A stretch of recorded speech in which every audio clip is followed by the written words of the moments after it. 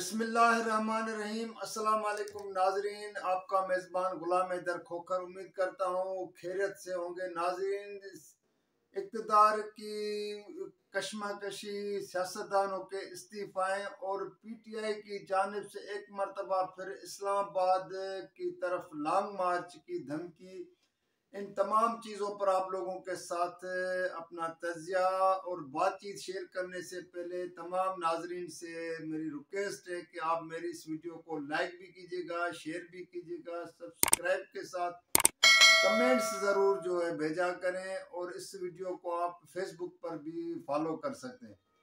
नाजरीन, इस वक्त मुल्क में जो आम इंतखाबात के बाद अब हुकूमत साजी के हवाले से सर तोड़ कोशिशें जारी हैं।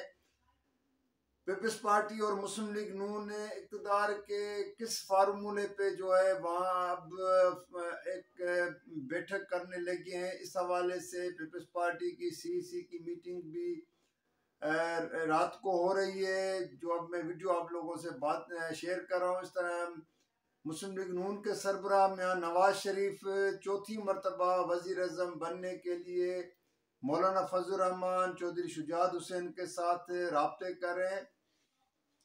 लेकिन यहाँ पर जो सबसे इम्पोर्टेंट चीज़ वो है कि हमेशा इक़्तिदार कोई चीज़ माना नहीं रखता है इन सियासतदानों के लिए, लेकिन बाज़ लोग जो असूल पसंद होते हैं, जहांगीर तरीन इस्तेहकाम पार्टी के सरबराह थे, उसने अपनी शिकस्त तस्लीम करते हुए सियासत से और पार्टी से दोनों से इस्तीफ़ा दे दिया और किनारा कशी कर ली, और उसने इंडिविजुअल तौर पे अपने हैसियत में कहा है कि मैं पाकिस्तान और अवाम की खिदमत करता हूँ। ये बहुत बड़ी बात है। इसी तरह सिराज हक ने अपनी पार्टी जमात इस्लामी की जो शिकस्त को सामने रखते हुए जमात इस्लामी की अमीर की के ओहदे से उसने भी इस्तीफ़ा दे दिया है। तो ये बहुत एक बड़ी बात होती है। हालांकि हमारे यहाँ पे तो ये कभी रवायत बहुत कम लोगों में होती है कि अगर इंतखाबात में किसी पार्टी का सरबराह जो है ना उसकी पार्टी हार जाती है, तो धांधली तो अभी भी इल्ज़ामात लग रहे हैं और ये लगते रहेंगे। कोई ये नई बात हमारे यहाँ नहीं है कि जो है इंतखाबात में जो है ना ये धांधली का रोना न रोया जाए। चाहे जीतने वाले होते हैं वो भी हारने की बातें करते हैं, और जो हारते हैं वो तो वैसे ही करते हैं। लेकिन सिंध में अगर इस बात को हम थोड़ा सा इसको देखा जाए, इस पे नज़र दोहराई जाए कि जो इस वक्त पीर पागारा पीर सबकतुल्लाह शाह राशिदी, जिसका असल नाम है इस वक्त पीर पागारा के, उस पे जो है ना गादी नशीन के तौर पे बैठे हैं, उसका जो GDA का एक इत्तेहाद सिंध में बनाया था जिसमें कौम परस्त भी शामिल थे, उनको शिकस्त आ चुकी है। और ख़ुद पीर पागारे के अपने भाई को शिकस्त आई है। खैरपुर और सांगड़ से जो ये दावा करते रहे हैं कि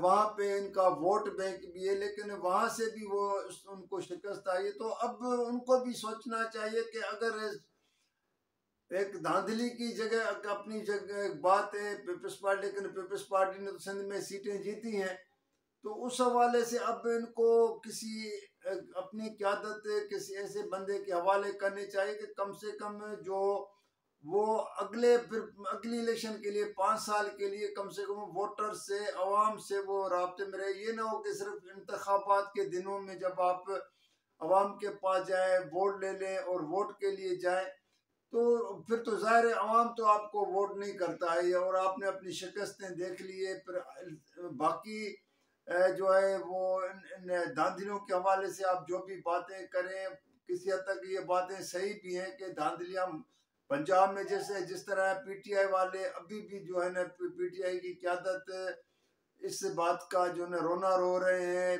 खैबर पख्तूनख्वा में हालांकि PTI जीत चुकी है, उसके बावजूद उनका ये दावा है कि वहाँ पे भी उनकी सीटें चुराई गई हैं जिस तरह पंजाब में चुराई गई हैं। तो ये जो है चीज़ें धांधली का कभी भी, जैसे मैंने पहले कहा कि ये चीज़ें ख़त्म नहीं होने वाली।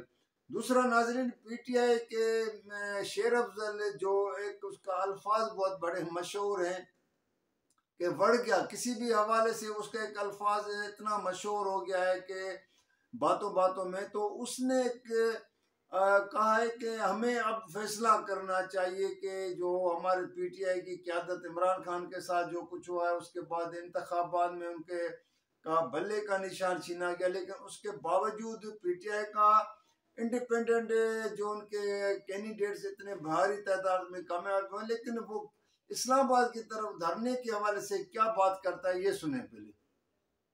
कि हमें लॉन्ग मार्च करके इस्लामाबाद पे मार्च करनी चाहिए, और यहाँ पे या तो ये हमारा सवा सत्यानाशी कर दे, जिंदा रहने की जरूरत ही नहीं है। ये कर क्या रहे हैं?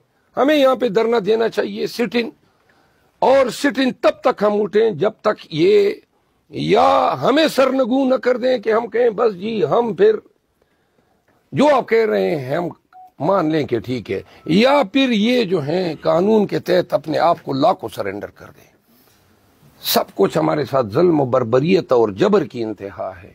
नाज़रीन, अभी आपने इसकी वीडियो सुनी है, वो कह रहे हैं कि अब हमें फैसला करना चाहिए कि इस्लामाबाद की तरफ मार्च करना चाहिए, धरना देना चाहिए। तो हमारे यहाँ मुल्क में ये बदकिस्मती है कि जब भी कोई पार्टी हार जाती है या इस तरह के, तो फिर ये इस्लामाबाद की जो अगर धरनों की सियासत शुरू हो जाती है, जैसे पिछले दिनों जमात इस्लामी वालों ने भी ऐलान किया था कि वो इस्लामाबाद की तरफ जो है धरना भी देंगे, लॉन्ग मार्च भी कर, तो इससे तो मुल्क में इस्तेहकाम तो नहीं आएगा। तो बेहतर तो इस चीज़ का है, और इसके लिए तमाम जमातों को मैंने कल भी जैसे कहा था कि एपीसी के ऑल पार्टी कॉन्फ्रेंस के तर्ज पर कोई बैठ के एक लाएअमल करना चाहिए, क्योंकि दुनिया में हमेशा ये होता है कि हमारे यहाँ पे भी कुछ मिसालें मिली, जैसे एएनपी वालों ने जो है ना खातून ने जाके हारने वाले के अपने जो खुद हार गई, लेकिन उसने जो कामयाब होने वालों को जाके उसने मुबारकबाद दी थी। तो ये रवायतें भी होनी चाहिए कि बंदे को जाके उसको अपने जो हलीफ होता है, हरीफ होता है, उसको अगर वो कामयाब हुआ है तो उसको मुबारकबाद देके और इस चीज़ को तस्लीम करना चाहिए और आगे बढ़ने की बात करनी चाहिए। तो नाज़रीन, आज मुख्तसरन आप लोगों के साथ ये बात शेयर करनी थी।